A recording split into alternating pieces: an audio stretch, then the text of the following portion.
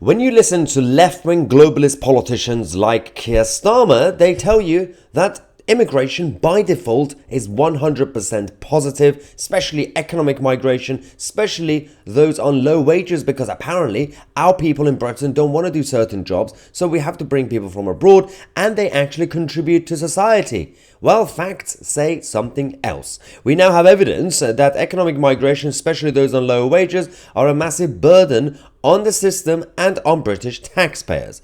Economic migrants cost the British taxpayers more than £150,000 each by the time they hit the state pension age. So that is in terms of the actual net contribution or negative net contribution, because there's absolutely no contribution. It's actually costly over time. This is thanks to the Office for Budget Responsibility. Even the OBR have come out to admit that the whole system is flawed. The OBR estimated that the cost to the public purse rose to almost £500,000 if they lived to 80 and more than £1 million if they lived to 100.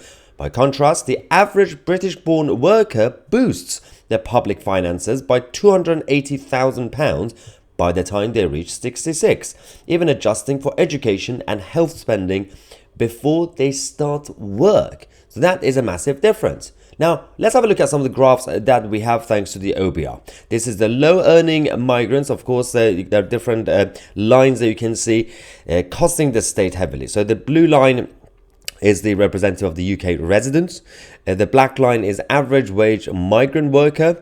And then obviously the brighter blue line, that's the high wage migrant worker, again still costly. And low wage one, you can see, is completely chaotic. Now, if you look at the next graph that we have is immigration through work visas actually going up massively. As you can see, the different types of visas that we have. Temporary workers have been going up since the days of the China virus and the first lockdown. That's been going up massively. In regards to skilled workers in the healthcare, well, that's actually come down a little bit, but other skill routes are still high, and other work investors, business development and talent is actually extremely low. That is the category that you want to be slightly higher. The people who actually contribute, the people who bring their own currencies and their own money to invest in our country, that is not actually happening anymore. That is massively low compared to all the others. The question for people like Keir Starmer, and it's not really just about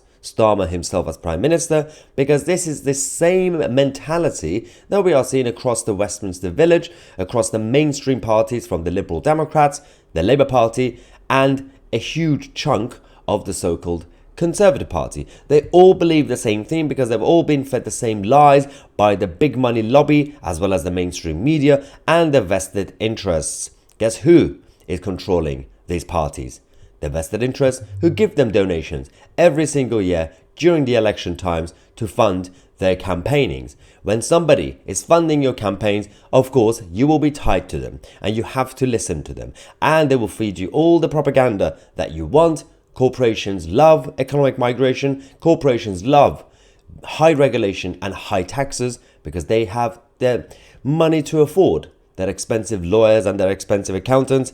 It's the local shops, it's the small and medium-sized businesses who will be completely messed up. And the consumers, of course, will take the massive burden. The British taxpayer will have to fund this and subsidize all those who are not actually contributing to this country.